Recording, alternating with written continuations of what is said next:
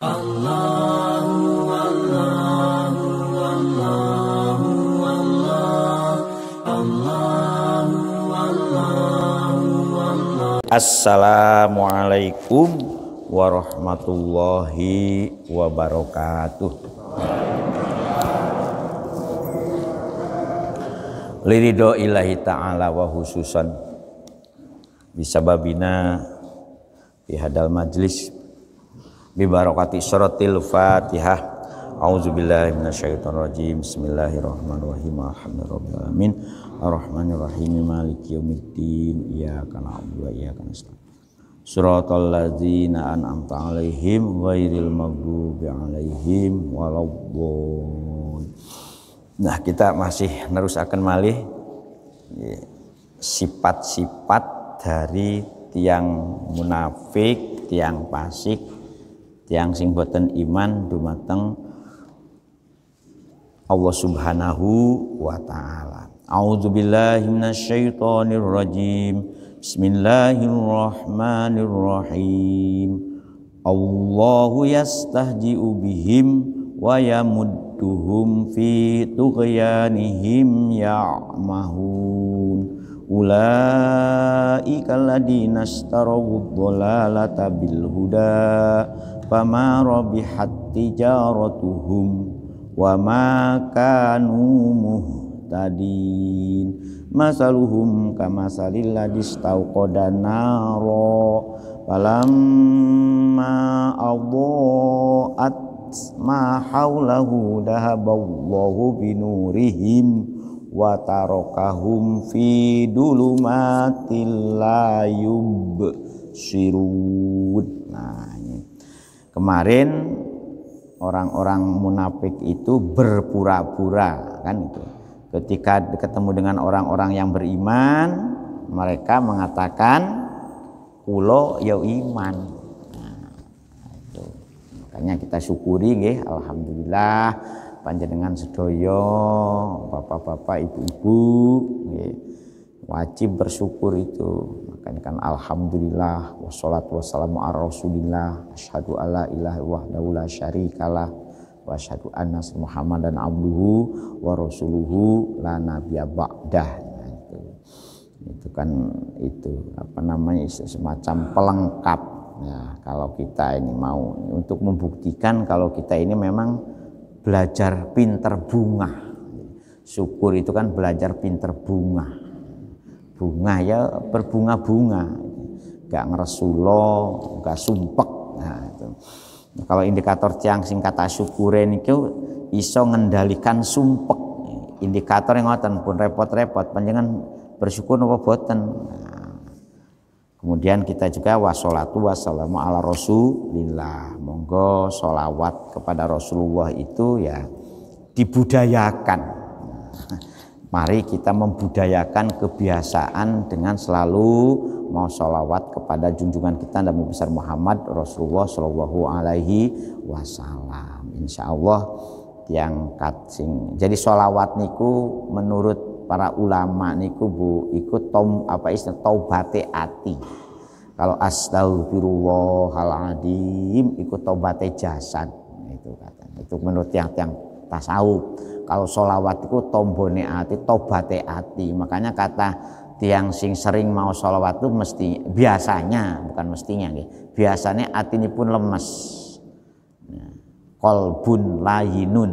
Nah, lemes atine. Kalau bersahabatan percados ya monggo panjenengan praktekan. Dengan kata mau sholawat, nganggur-nganggur ibu-ibu nggih.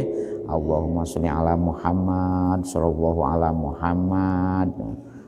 Wonten malah sing dawa sholawat nariyah, Allahumma sholli sholatan kamilah wa sallim salaman tamman tunhalu bil uqad wa tunfariju bil qurab wa tuqtu bihil hawaij wa tunalu bihir raqaib wa husnul khawatim. Nah, itu kalau sholawat nariyah itu biasanya dulu Syekh Maulana Maghrib itu mengijazahkannya itu kangge tiang-tiang sing gadah kesulitan ekonomi. Nah, itu istiqomah mau sholawat nariyah. Makanya wonten hitungane ana sing 4444. Panjenengan ya sak kobere. Sihen rumiyin lare pondok mriki Pak, supados kepingin pondok iki jalan, supados ke pondok niki masjid niki jalan ya nariyah. Biasanya setiap malam Jumat biasanya 4444. Ketika lare santri tasih wonten. Ngitungnya ngangge nopo yang ngangge jagung. Ngangge jagung. Kalau bahasanya yang sintune pun istilahnya itu wonten malih istilah bidaan. Bidaan dengan mau sholawat nariyah itu. Atau sholawat munjiat Allahumma jamilah wali wal afat wa qdilam biha jamil hajat wa tutahhiruna biha min jami'is sayyiat wa tarfa'una biha indaka a'la darajat wa tubaligh saghayat min jami'il khairat Nah itu sholawat munjiat. Nah, biasanya dibaca ketika berdoa atau monggo kata sholawat. Ada lagi sholawat sing dawa Bu, namanya sholawat Maisisiyah, ada lagi sholawat Ghazaliyah. Jadi himpunan sholawat itu ada kanzus sholawah itu, kanzus sholawat itu. Nah, ada memang nun sewu nggih, ada istilah sholawat muktabaroh dan ada sholawat yang ghairu muktabaroh. Nah, yang ghairu muktabaroh itu biasanya diperselisihkan oleh para ulama. Nah, gak usah ribut apa Sayyidina atau mboten ngangge Sayyidina. Nah, itu terlalu murahan memperdebatkan Sayyidina mboten ngangge Sayyidina. Pun jenengan gak usah melo-melo memperdebatkan apa fungsinya. Sing penting fungsinya sing purun mau sae, sing mboten purun mboten sae. Ngoten mawon ukuran niku. Nah, supados nopo?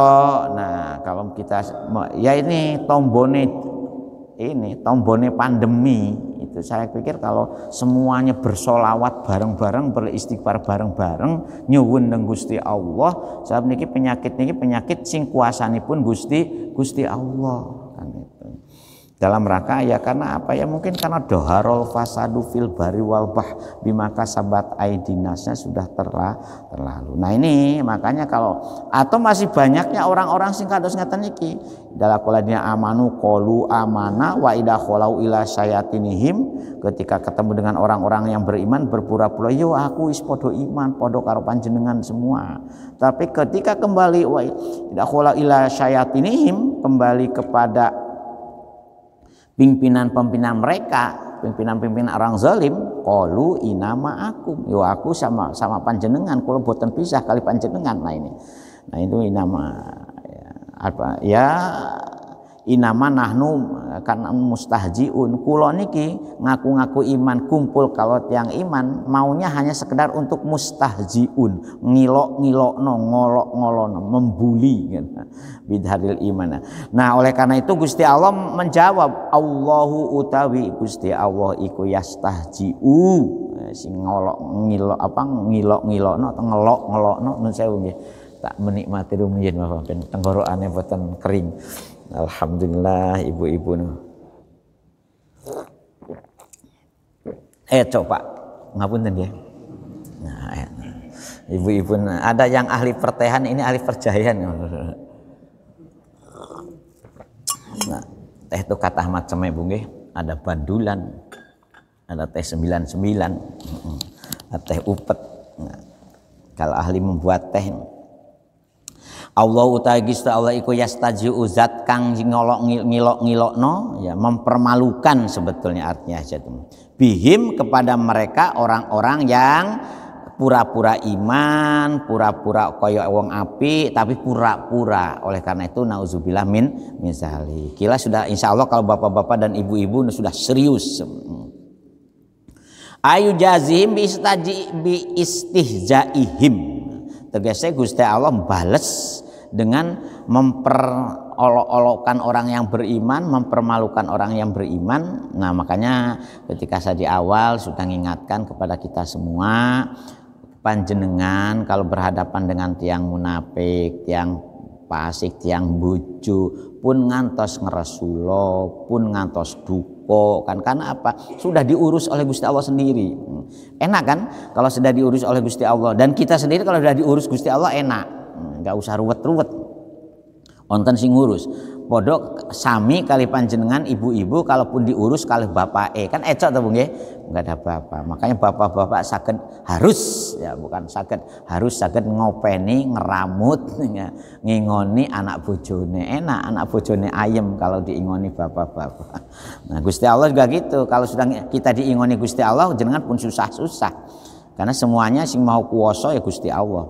Wa yamudduhum fi tughyanihim. Nah ini setelah Gusti Allah itu mempermalukan, kemudian ngilok yang mempermalukan lah yang pas bahasa Indonesianya itu. Wa yamuduhum, kemudian Gusti Allah membiarkan. Ayum hilluhum tegese Gusti Allah membiarkan. Jarke ae karep-karepe. Nah, Gusti Allah membiarkan di dalam apa kepada mereka itu fitugyanihim ya'mahun, membiarkan mereka orang fasik, orang munafik, orang zalim, orang kafir, orang musyrik dibiarkan dalam apa? Fitugyanihim ya'mahun, dibiarkan dalam apa? Dalam ya bitajawuzihim mulhada bil kupri ya. Dibiarkan terombang-ambing dengan jadi kehidupan mereka itu adalah kehidupan yang tidak jelas. Jadi kalau di ayat awal mereka digambarkan orang yang sakit hatinya, bukan sakit hati, orang yang hatinya sedang sakit, makanya gak jelas pikirannya, deleming kalau bahasa Jawanya itu deleming, nggih Bu, deleming. Makanya kalau panjenengan ya gak jelas, coba bayangkan. Kaya wong nun sewu nggih, kaya wong jagongan, wong cangkruan semalam suntuk, main game semalam suntuk. Kadang-kadang kan orang gak jelas. Makanya panjenengan pun ngantos ini ya ben kersane Gusti Allah mawon kita doakan Allahumma hdi qaumi fa innahum la ya'lamun kan.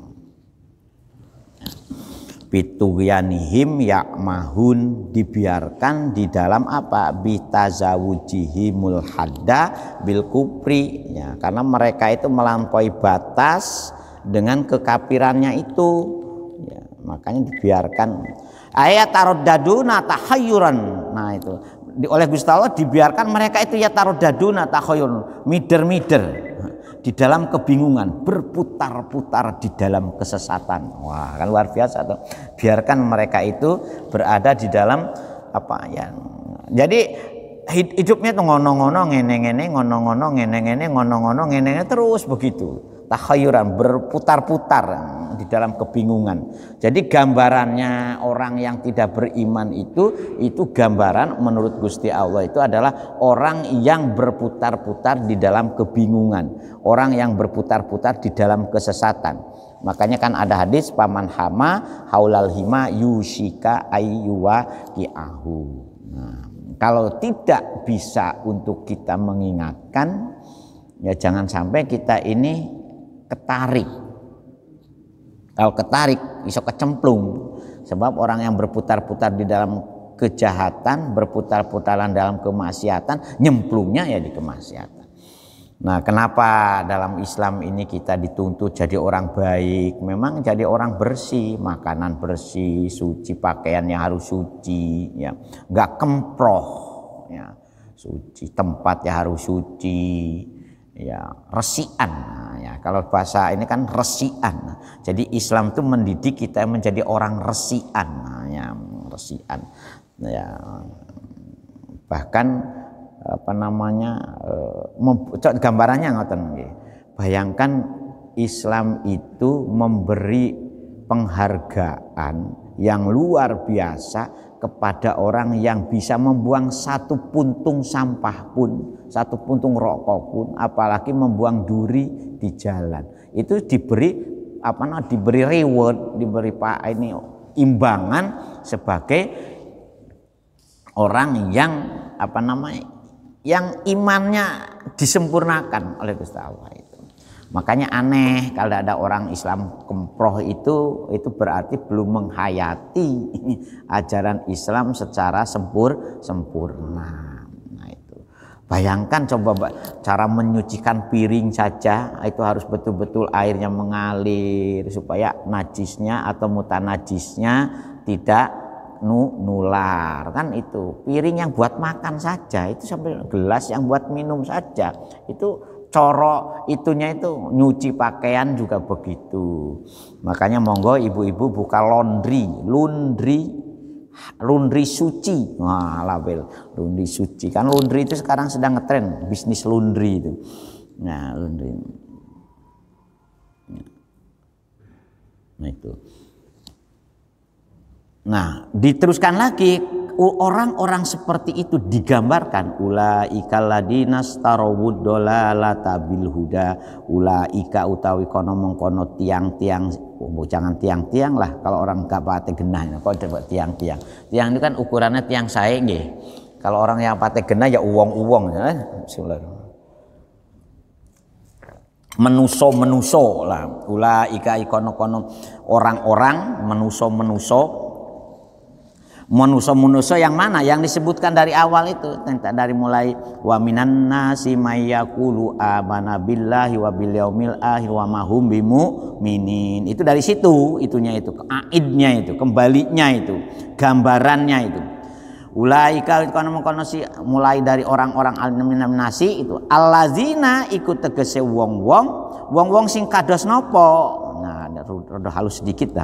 Tiang-tiang yang seperti apa? Orang-orang yang seperti apa? Gambarannya itu adalah orang-orang istaraudolalata bil huda.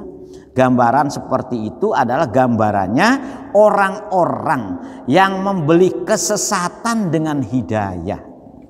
Sebetulnya Gusti Allah itu sudah jelentrehno, urip enak iku an'amta alaihim yo kaya ngene lho jalane. Tapi kalau kamu tidak termasuk kategori meniru orang-orang yang an'amta alaihim, ya kamu termasuk orang magdub. Kalau orang magdub atau orang bolin, orang magdub itu orang yang dimarahi. Makanya sering diartikan dimurkai, dimarahi temenan gitu loh. Murko, makanya bukan murko. Murko itu kan marah temenan dah.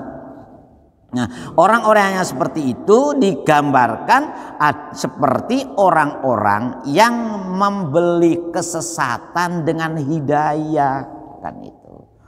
Yaitu kemarin kita kan sudah, karena apa? Kenapa kita ini bisa menangkap hidayah? Karena memang Gusti Allah sudah membuat channel di dalam diri kita. Jadi dalam diri kita itu ada channel-channel, ya kan, kentos buge channel yang lengkap dalam diri kita itu. Channel ilahiyah ada, channel syaitoniah ada, channel iblisiah ada.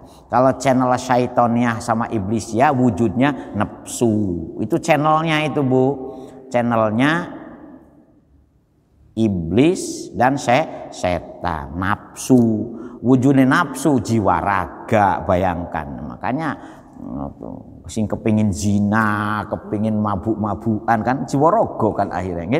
Nah, karena sudah koneksitas channelnya menyatu dengan karpe iblis dan karpe setan. Nah, channelnya malaikat, channelnya Gusti Allah juga ada di dalam diri kita itu. Namanya ruh, itu kan. Ruh itu wujudnya dalam nurani. Jadi kalau panjenengan ada kerentek baik, indikator ruhnya itu jalan itu. Makanya supaya supaya menanggulangi kerentek nafsu itu bisa dikalahkan, maka nun sewu, kenapa kalau orang membaca la ilaha itu kepalanya digeleng-geleng, itu bukan hanya geleng-geleng biasa, la ilaha illallah, bukan begitu. Ini gambaran dalam diri kita itu ada dua medan, yaitu medan kolbun jasmaniun dulmaniyin dan kolbun nuroniun ilahiyun. Nah gitu. Jadi sebelah kanan itu sebagai simbolnya kolbun nuraniun. Nah sebelah kiri itu memang katanya ya, kalau panjenengan kepingin ngelmoni ya memang dielmoni oleh orang-orang yang turut mempelajari tasawuf. Itu di dua jari di bawah susu kiri itu tempatnya nafsu amaroh, lawamah itu. Jadi kerenteknya ele itu di sebelah kiri. Nah itu.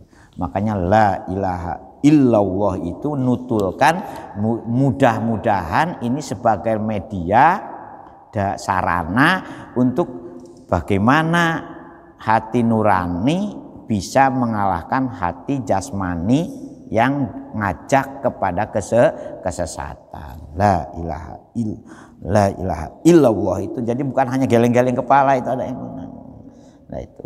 Nah biasanya kan la ilaha illallah. Jadi ada lagi yang dari sini tempat punjere dodo. Nah itu punjere dodo itu tempatnya jantung berdenyut. Nah itu sumbernya asal kekuatan yang selalu menggerakkan aktivitas sehari-hari. Itu di ilmu ngoten ngomong. Jadi kalau panjenengan wonten tiyang la ilaha illallah, la ilaha illallah, jangan menganggap loh kepalanya kok bingung tah, kok puter-puter kepala pun ngoten nggih. Itu ada ilmune niku. Nah kemudian hu juga begitu kan, Allahu huwa. Jadi huwa itu dari kata huwa itu udah itu kata huwa. Huwa itu isim domir, ya, domir yang menunjukkan di balik huwa itu adalah zat yang maha gaib itu. Makanya jangan disalahkan. Ya, itu Allah kan ada la ilaha illallah, la ilaha illallah, la ilaha illa anta subhanaka, kan kemudian la ilaha illa ana di dalam surat At-Toha ayat 14. Semuanya dari Al-Qur'an, Pak. Ya, itunya. Semuanya itu dari Al-Qur'an. Ketika kita mengatakan la ilaha illa ana seperti dalam surat Toha ayat 14 itu, inani ana Allah, la ilaha illa ana fa'budni wa aqimi sholata li zikri. La ilaha illa ana, tidak ada selain aku. Nah aku jasadku apa aku zat yang maha gaib, itu ada itunya, ada takliknya. Nah, kapan kita nyemplungno? Nah, nyemplungno itu jegurno. Nah, dalam surat Al-Baqarah itu ada istilah sibghatullah, nyemplungno nang celupanipun Gusti Allah. Nanti kan di dalam surat Al-Baqarah itu ada di belakang ini. Ya ini sekarang Gusti Allah tuh blokosuto. Nah, jadi ini sebetulnya dengan ayat ini Gusti Allah tuh menerangkan, Gusti Allah transparan. Tidak ada yang ditutup-tutupi ketika Gusti Allah dadi menuso. Dan karakteristik manusia itu watek wahinya itu ada macam-macam. Oh, nah kemacem-maceman watek itu mestinya perlu diperhatikan oleh kita ini. Kalau mau ndadekno menuso, ojo sembrono, kan ngoten. Makanya Islam itu kan sangat tertib sekali itu, mulai milih jodoh, ya kan? Seperti saya kemarin sampaikan, kapan sih sebetulnya kita yang harus banyak berdoa itu? Ya mulai 0 kumpul sampai usia 120 hari janin itu harus ditangisi betul dari mulai 0 kumpul, Bu nggih. Ya mulai 0 kumpul, tapi 0 kumpulnya itu setelah qabil tu. Jangan membuat 0 kumpul sebelum qabil tu. Nah itu qabil tu dulu, nduk ya. Boleh itu bapak-bapak, mas-mas ya. Nah, itu. Jangan ini. Ya, kenapa? Karena agama itu menganjurkan hibduddin wa naslin. Kita nikah itu kan dalam jangka menjaga agama dan menjaga keturunan. Nun sewu nggih. Pak nun sewu nggih. Alhamdulillahilladzi atamana wa jadi nun sewu karakteristik kategorisasi. Wah, bahasa yang lebih kerennya kategorisasi manusia yang digambarkan seperti ini, mestinya ini sebagai pepeling kepada kita. Oh, hati-hati dadine menuso. Kalau sudah jadi menuso itu warna-warna. Ngerti nggih? Warna-warna itu macam-macam. Nah, supaya nanti turunan kita itu baik, maka pasolihatun, qanitatun, hafidatun itu selektif. Cari calon istri yang solihah, yang qoniah, ya kan? Yang hafidah, yang selalu ngerekso dirinya, kan itu. Karena apa? Karena tugasnya nikah itu, Pak, dalam beragama ini membalikkan kebiasaan kebiadaban orang jahiliyah di mana hubungan nikah itu sekedar melampiaskan nafsu biologis. Nah, kemudian Islam mengajarkan dudu ngono kawin iku, dudu kaya sapi, dudu kaya kucing, ya, atau kaya ayam, tetapi untuk apa? Untuk hibdudin wa nasl, untuk menjaga agama dan keturunan. Karena ternyata dengan transparannya Gusti Allah menjelaskan kategorisasi manusia, ini sing elek itu kaya ngene lho. Dan akibatnya oleh Gusti Allah dijarke ae itu, wayamu dibiarkan terlunta-lunta, dibiarkan sakarpe dhewe, itu indikator dia itu di istilahnya di ujo, ya bahasa Jawa di ujo. Dalam bahasa Arabnya di istidraj, ya, pembiaran orang di dalam kesesatan itu sudah menyakitkan sebetulnya. Kalau sudah dengan dibiarkan itu kan menyakitkan. Coba kalau panjenengan gadah istri, jar kayak sekarep-karepmu, sudah berarti kita ini sudah gak seneng kan gitu. Indikator kan sudah begitu. Nah ini yang perlu kita pahami di situ. Nah oleh karena itu penekanan setelah tahu klasterisasi ini, kan jangan sampai kita ini membeli kesesatan dengan hidayah. Nah ini untuk menunjukkan berarti noto menuso itu harus dari mulai calon cikal bakal. Makanya Nabi membalikkan itu. Makanya bagaimana etika berkhitbah, bahkan etika melihat perempuan pun diatur dalam Islam itu. Tidak seperti orang jahiliyah yang melihat perempuan itu begitu tertarik, begitu langsung digodak, diperkosa. Kita enggak. Ini kan gitu zaman jahiliyah itu. Wah tertarik ini. Babah bojone tonggo, babah bojone sopo. Yang penting kalau sudah tertarik ya digodak. Gelem gak gelem, pokoknya bagaimana bisa melampiaskan hasrat biologis bejatnya itu. Nah, Islam tidak, hati-hati loh. Kamu berhubungan biologis itu untuk hibdudin wa naslin, menjaga keluarga, menjaga keturunan. Sedangkan di dalam Al-Qur'an digambarkan ternyata angel ngopeni keturunan itu kan itu. Oleh karena itu perlu ditoto mulai bismillahi Allahumma janibis syaiton nggih. Nah itu doanya Pak Yasin nggih. Nah ya, berikutnya dinaikkan lagi di ibu-ibu juga harus berdoa. Ayo ayah ya sudah wudu durung. Nah, jangan langsung ditangkap, diserbu. Ya, wudu dhisik. Doane dhisik. Ayo doa bareng-bareng. Supaya kita ini tetap berada di dalam hidayah. Istabdaluha bihi, tegese yang dimaksud dengan istaraudolalata bil huda itu istabdalu, tegese podo ganti sopo si aladina mulai miawaminan nasi mayakulu dan seterusnya itu mengganti apa? Membanti hidayah dengan kesesatan. Ya, mestinya kita ini karena tadi ada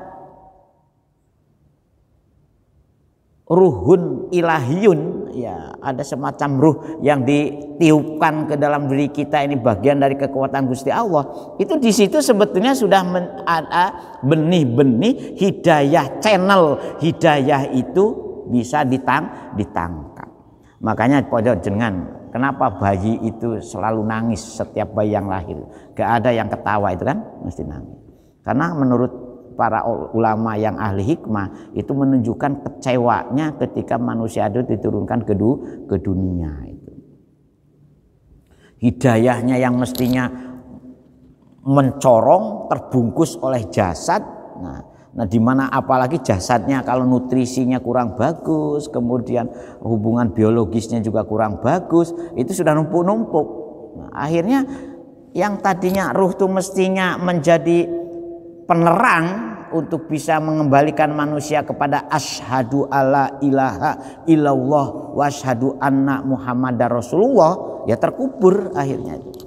La ta'lamuna syai'a, kan akhirnya terkubur lagi. Wa yang pidulat bil hudawab ini, nah itu hati-hati nih. Fama robihat tijaratuhum. Kalau sudah seperti itu maka gambarannya ini fama itu tidak, ora itu tidak. Ora apa? Ora robihat, ora bakal untung, ora bakal berhasil, ora bakal mulya. Apa?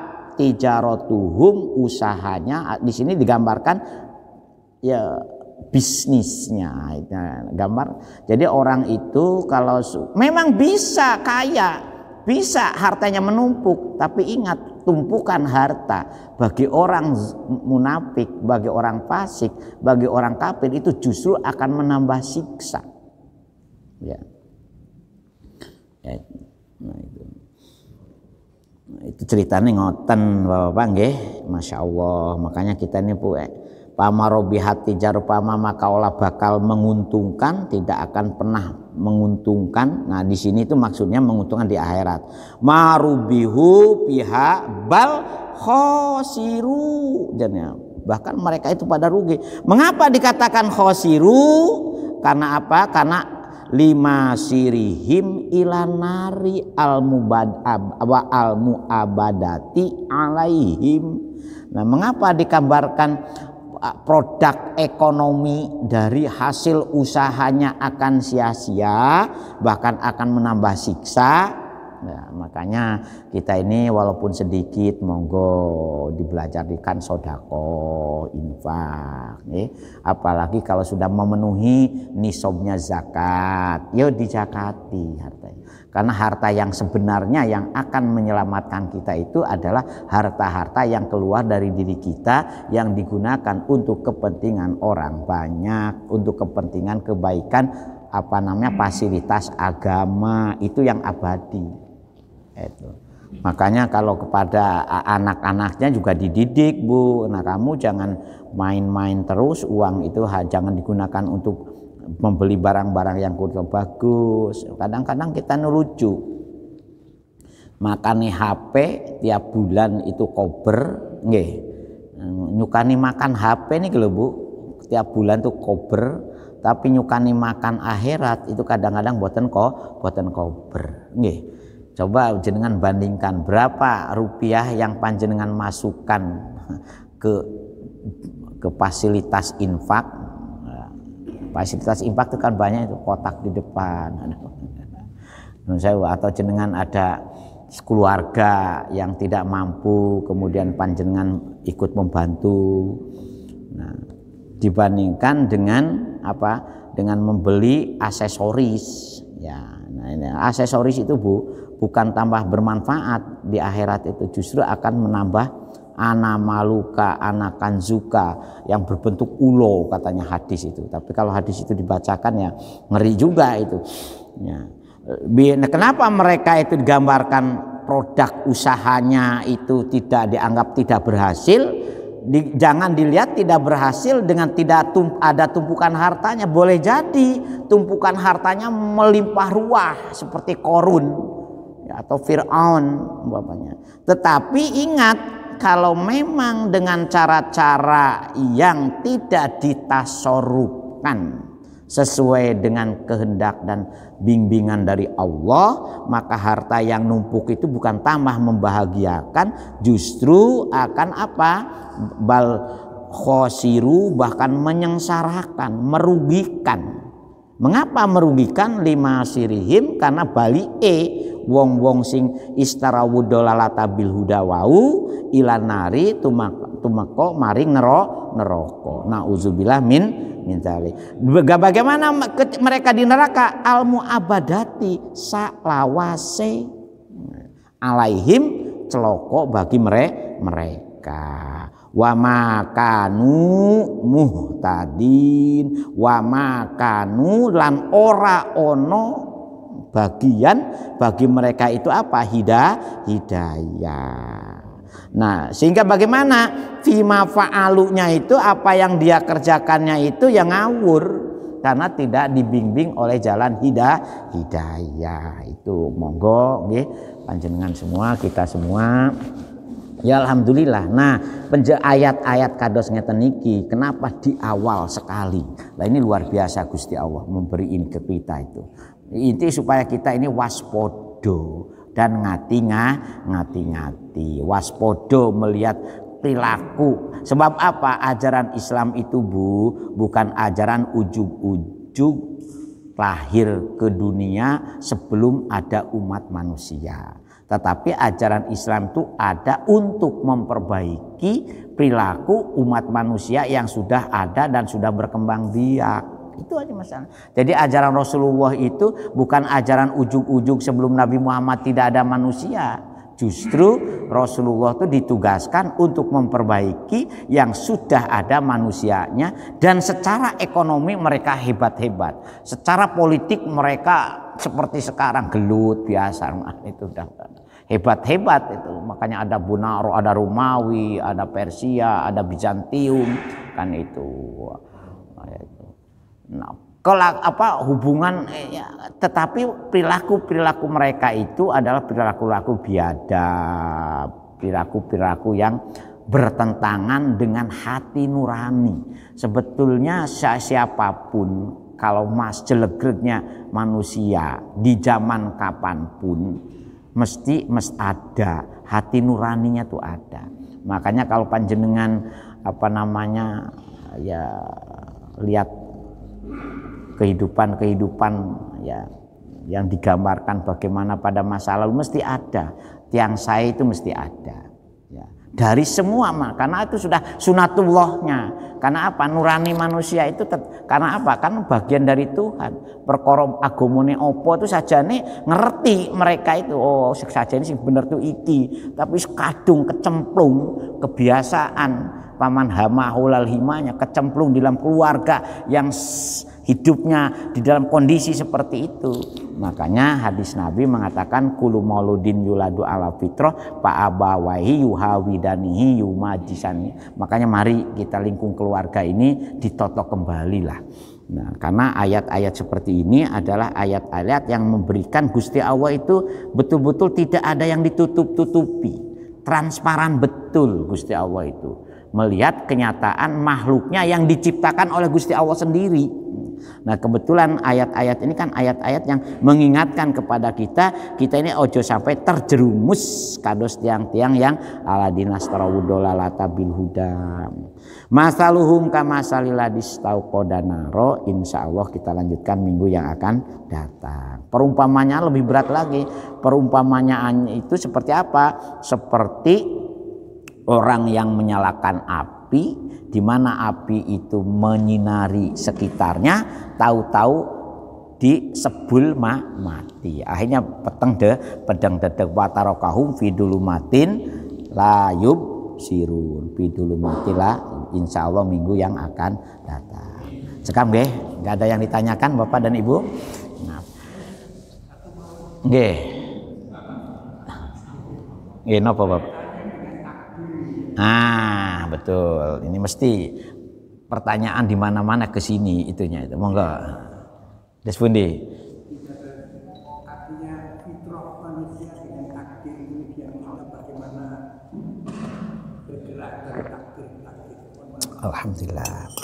Nah, ini bahasannya sebetulnya bagus.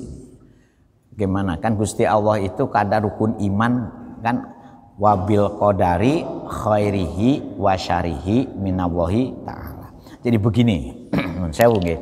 Jadi Gusti Allah itu kan nanti panjenengan waos di surat Al-An'am ayat 59. Nah, ada yang baca Quran sekarang? Ada yang bawa Quran?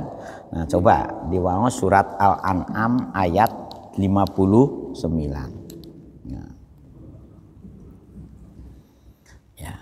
Gusti Allah itu menggambarkan wa indahu mafatihul ghaibi la ya'lamuha illahu. Nah, memang Gusti Allah itu pemegang kunci rahasia hal-hal yang gaib. La ya'lamuha illahu. Tidak ada yang mengetahui siapapun selain Allah Subhanahu wa taala. kan itu. Wa ya'lamu ma fil bahri wal bah, begitu juga segala yang apa yang terjadi di daratan dan di lautan. Wa ma tasqutu min waraqatin ila ya'lamuha, begitu juga sehelai godong dari sekian juta pohon-pohon yang ada di muka bumi ini, tidak ada satupun yang tidak diketahui oleh Allah Subhanahu wa taala. Kan ngoten nggih? Wala habatin fi dulumatil ardi, begitu juga wala ratbin wala yabisi ila fi kitab.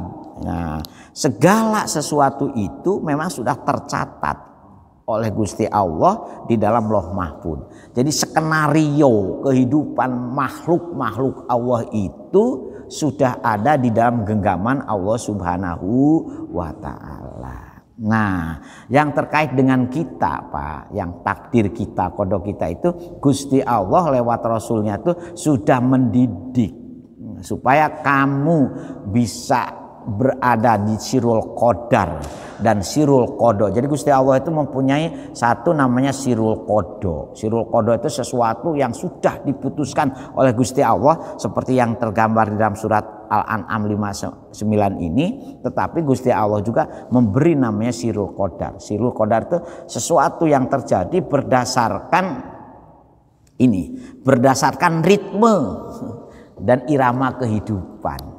Nah, makanya di situ kan khairihi wa syarihi minallahi ta'ala, irama kehidupan. Nah, kita ini setelah kita mengimani bahwa memang ada perbuatan yang baik dan ada yang perbuatan yang jelek, dan semuanya itu dipantau, dikendalikan oleh Allah Subhanahu wa taala. Makanya ini sejalan dengan surat tadi, ada dolalah dan ada huda, Pak. Oleh karena itu para ulama selalu mengatakan ya takdir itu ada yang mu'alak, ya kan, dan ada yang mubrom. Nah, selama kita ini diberi denyut jantung bergerak, diberi bisa keluar masuknya napas, ambekan, itu sebetulnya peluang untuk bisa melakukan perubahan. Inna la yughayyiru ma biqaumin hatta yughayyiru ma bi anfusihim. Perubahan yang sangat dramatis mestinya dari mulai menggauli istri, Pak. Itu perubahan yang harus kita desain secara dramatis. Karena apa? Karena menggauli istri itu indikator kita akan punya keturunan, dan keturunan kita ini untuk bisa menjalani takdirnya secara ideal sangat tergantung kepada kita, terutama setelah usia 120 hari itu. Karena keputusan Gusti Allah untuk mendesain sesuai dengan takdir kita ini di usia 120 hari itu. Nah, ini kan jarang kita tuh ngelmoni saestu itu kadang-kadang, karena kita ini oleh karena itu perlu ibu-ibu dan bapak-bapak itu untuk makanya kenapa Islam itu begitu rigid di dalam menentukan lahirnya spesies manusia. Kan rigid banget itu kan. Ya, mulai dari hitbahnya, mulai dari bagaimana mengakadkannya, bagaimana menggaulinya, bagaimana begitu lahir diadani, ya kan, dan dikomati, begitu rigid kan, untuk bisa hidayah ini terawat gitu. Ya, karena baik dan jelek ini sudah ada kepastiannya terjadi, maka akan terjadi. Nah, kalau kita tidak mengupayakannya secara serius, secara sungguh-sungguh, ya mungkin kalau gitu saya berbuat jahat kan karena kehendak Allah. Kan ngawur. Nah, itu kaitannya dengan qadar itu di situ, Pak. Nah, itu. Jadi, nah kemudian yang kedua, setiap orang itu ada itunya sendiri-sendiri. Kullu syai'in ala saqilatih atau wa ahsaqula syai'in adada. Jadi setiap orang itu takdirnya sendiri-sendiri. Kapasitasnya itu sendiri-sendiri. Oleh karena itu gak boleh meri, Bu, sing kono-ngono, ya biarkan, memang jalannya sudah seperti itu. Dan ujiannya juga sudah seperti itu. Pertanggungan jawab di hadapan Allah sesuai dengan apa yang terjadi kepada dirinya itu, kepada seorang perseorangnya itu. Dalam surat Al-Jin itu kan wa ahsaqula syai'in ada itu ngoten ceriosa nggih. Sementara itu dulu, untuk sempurnanya nanti sambil jalan Pak. Nah, insya Allah kan ketemulah itunya, mengapa kok seperti ini, itunya takliknya ngoten. Itu bahasan yang mestinya itu bahasan yang cukup ideal itu apa kan, karena selama ini kadang-kadang kita ini nasibku koyo ngene yo. Nah, kan sampai ada nyanyiannya siapa? Desi Ratnasari itu, takdir itu memang kejam. Iya, masih ingat nggak nyanyiannya ibu-ibu? Al-Fatihah. Auzubillahi